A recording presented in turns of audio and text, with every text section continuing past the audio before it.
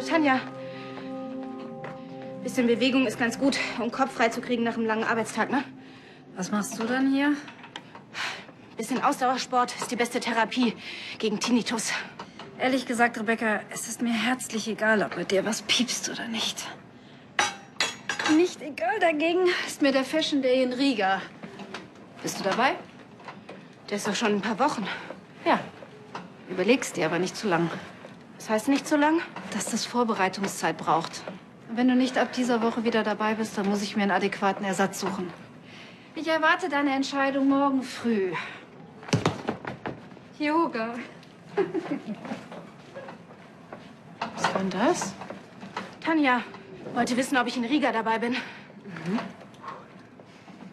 Du bist doch krankgeschrieben? Ja, ab morgen nicht mehr. Der Tinnitus ist weg. Ich schlafe wie ein Baby. Irgendwann muss ich eh wieder anfangen.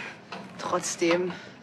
Was ist, wenn es zu früh ist, wenn du dem Druck einfach nicht standhalten kannst? Ist das deine Art, mir Mut zu machen? Entschuldige. Ich will doch einfach nur, dass du auf dich aufpasst. Ja, ich weiß ja, dass du dir Sorgen machst, aber wir werden in Riga nur eine kleine Kollektion präsentieren. Ist einfach perfekt für einen Wiedereinstieg.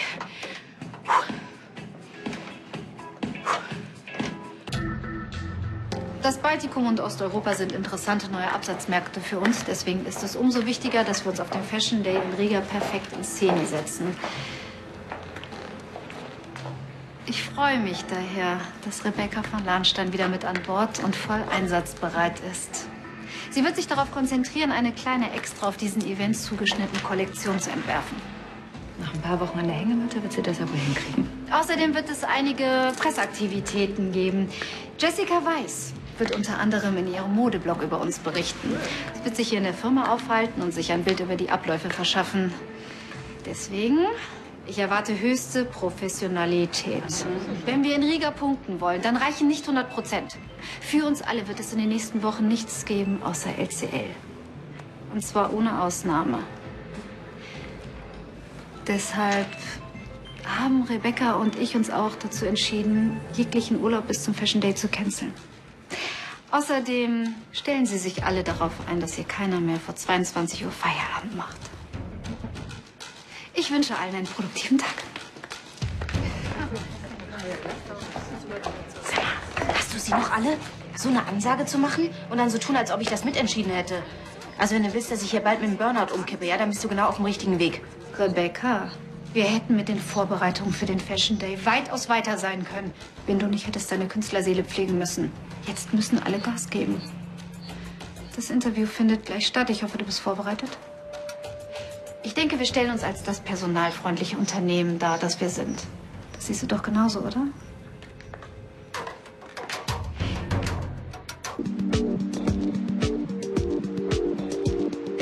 Und die hat wirklich mit der Kündigung gedroht, wenn die Mitarbeiter da nicht mitspielen?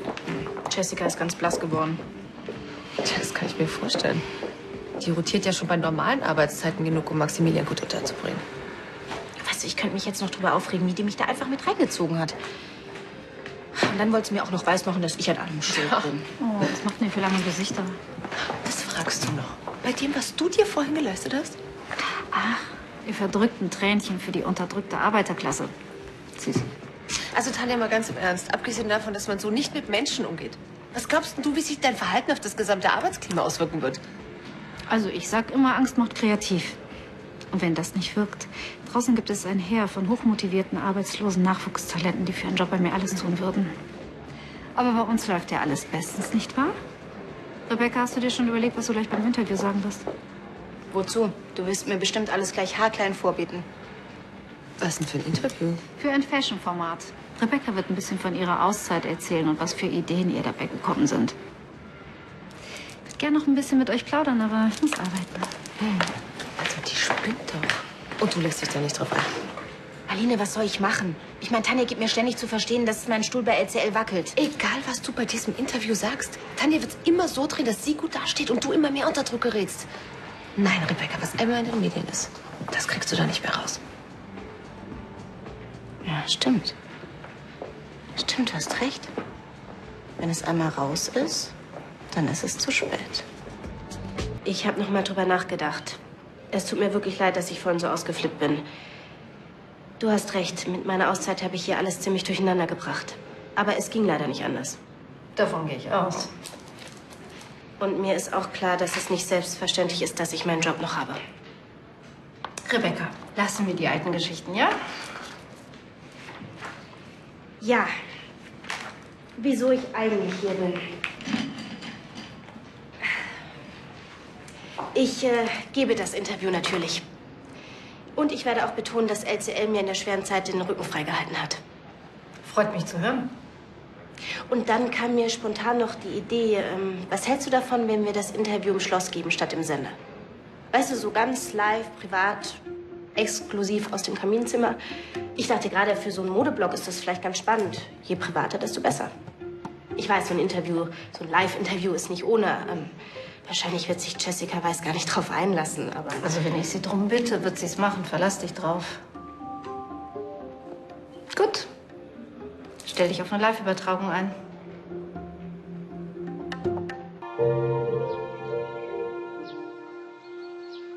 Ich bin positiv überrascht, dass Sie mich in Ihren Privaträumen empfangen und meine Leser freut das sicherlich auch. Ja, wir dachten, wir gewähren Ihnen mal einen Einblick hinter die Kulissen. Ja, und was für einen? Also traditioneller als auf einem Schloss kann man ja gar nicht leben. Wie vereinbart sich das mit der sehr klassischen und doch eleganten Mode bei LCL? Es inspiriert. Wir lieben Gegensätze. Das sieht man auch an unserer Mode. Und ich finde, klassische Eleganz wirkt langweilig, wenn man sie nicht ab und zu mal bricht. Sicher auch ein Einfluss von Juri Adam, oder? Ja, ja, absolut. Er hat mit seinen Ideen und Visionen die Firma sehr bereichert. Mhm. Ihre Mode ist in der Branche als sehr vielschichtig bekannt, teilweise auch mit einem ironischen Touch. Das ist bestimmt der Einfluss von Juri Adam. Ist er auch der Grund für die Teilnahme am Fashion Day in Riga?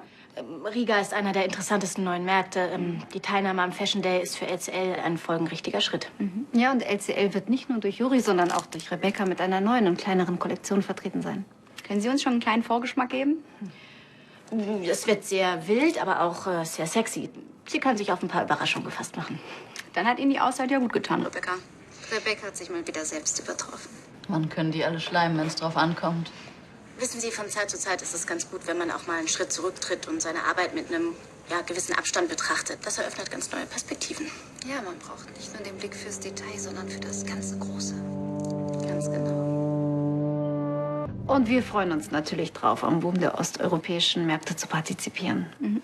Ja, zurück zu Ihnen, Rebecca. Der Grund für Ihre kreative Auszeit war eine schwere Krise. In der Branche sprach man auch von Burnout-Gerüchten. Wollen Sie darüber sprechen? Mein Körper war einfach ausgebrannt und er hat mich quasi angeschrien, damit ich endlich kürzer trete. Aber ja, ich war taub und dann hat es mit einem Hörsturz geendet. Schmerzhaft. Heilsam. Ach, das ist das Los der Kreativen. Wenn sie einmal im Flow sind, dann sind sie durch nichts und niemand aufzuhalten. Tanja hat mich als Chefin, aber auch als Freundin immer davor gewarnt, über meine Grenzen zu gehen. Klingt nach einer großartigen Chefin. Absolut. Mir liegt das Wohl meiner Mitarbeiter sehr am Herzen. Ich kann wirklich nur jedem empfehlen, auf die Signale seines Körpers zu hören, bevor es zu spät ist. Natürlich weiß ich, dass es schwierig ist, den Alltagsstress zu reduzieren. Ich meine, nicht jeder hat So eine verständnisvolle Chefin wie ich. Tanja hat mich immer sehr unterstützt, indem sie mir auch die Auszeit ermöglicht hat. Vorsorge ist nämlich der beste Weg, um einen Burnout zu verhindern. Ist doch in Ordnung. dass ich das erwähne, oder Tanja?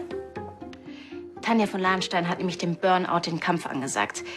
Man hat herausgefunden, dass eine ausgeglichene Work-Life-Balance zur Erhaltung der Gesundheit elementar ist. Und deshalb werden in Zukunft bei LCL die Überstunden auf ein Minimum reduziert. Das ist ja unmöglich.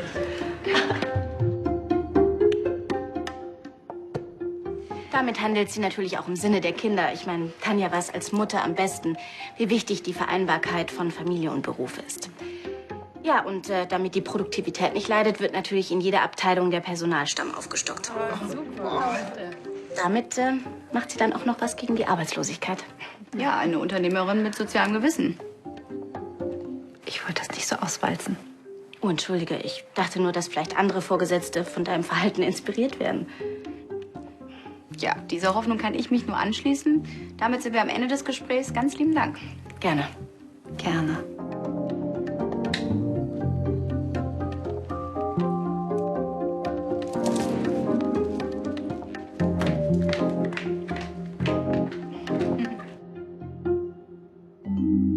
Du Du hättest wirklich nicht mitkommen Ach müssen. Quatsch, sicher ist sicher. Tanja hatte morgens viel Glück. Rebecca, du warst unglaublich. Keine Überstunden. Weißt du eigentlich, was das für Maxi und mich bedeutet? Frau von Lahnstein, ich bin so froh, dass Sie das mit den Arbeitszeiten noch mal überdacht haben. Ja, ich auch. Mein Freund hat meistens Frühschicht und schläft um 10 schon längst. Den hätte ich überhaupt nicht mehr gesehen. Ich wusste, Sie sind in Ordnung, auch wenn Sie manchmal den Drachen raushängen lassen. Ich wollte eigentlich Danke sagen. Auch im Namen von uns allen Danke. Ja, wir sind durch Rebeccas Auszeit natürlich etwas in Verzug. Na klar. Aber ich habe mir gedacht, nur motivierte Mitarbeiter sind gute Mitarbeiter. In dem Sinne, ran an die Arbeit, sonst gibt's doch noch Überstunden.